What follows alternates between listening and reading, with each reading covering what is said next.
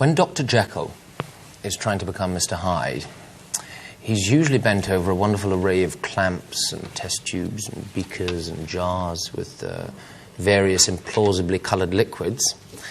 But the centrepiece is usually, is it not, a bubbling substance, giving us copious quantities of sort of gas and steam.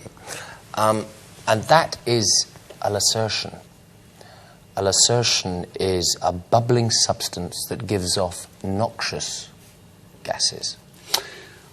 Ian, you've got that lovely, quiet, reasonable tone, and you think this must be the truth. I like this bubbling substance an awful lot more than I like Alan's lounge lizard and his lizard-like thing. I have no reason for it, but on the grounds of sexy voiceness, I get to vote for Ian. Probably very unfair, but... Oh, no, it's a bluff. To Tyrrell, it's a verb, to Tyrrell. Is that right? How would I possibly know that?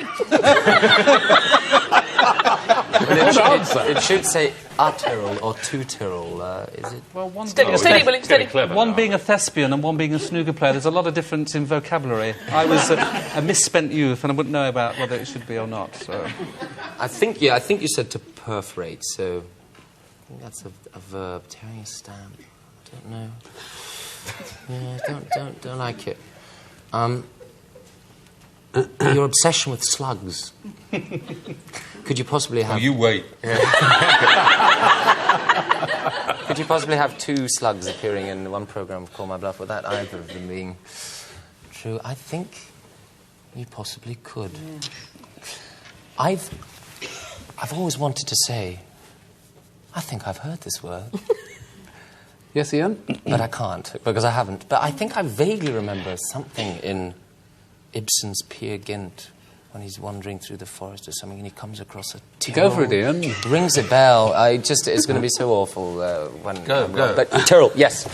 Yes, Who? I'm going with Clive. Oh, right, Clive. It's you. Yeah, sorry. OK, that's OK. That bit of Ibsen, Clive, you remember? That Tyrrell bit of Ibsen. No. I've always wanted to. That's a bluff.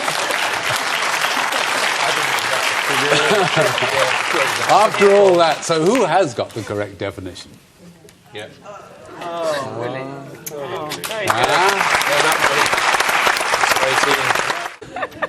Yeah, there was a chap at my school. It was a boys' school then, was it? Yes, it was.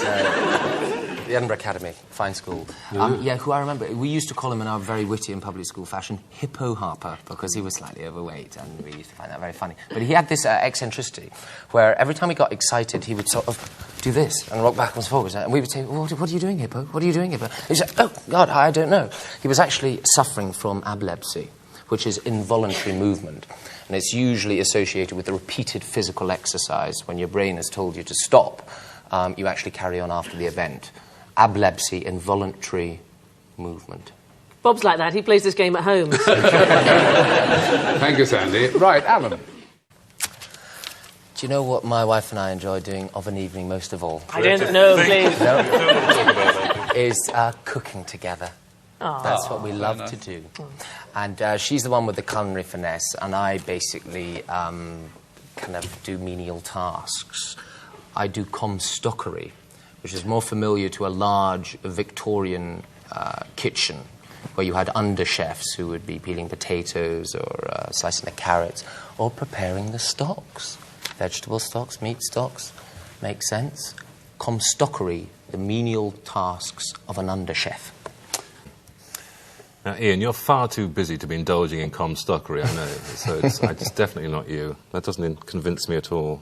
Game of Mahjong, it's an alternative term to a collection of four winds, which is usually called a Kong of winds. The Chinese say, yef. All right, fine. So, it's an Egyptian coffee bar, or it's to give, or it's a term used in Mahjong. Yef. Sandy? Oh, I think it's Ian. You think it's Ian? The term used in Mahjong, yes? No. So, which one was it, please? It is to give, and it's Sarah's. Well done. Sorry, Pete. And it's a win for Alan's team, 5-3. And it's time to say goodbye to Willie Thorne, Sandy Toksvig, Clive Wood, Sarah Kennedy, Alan Corran, Ian Glenn, and from me too, till next time, goodbye.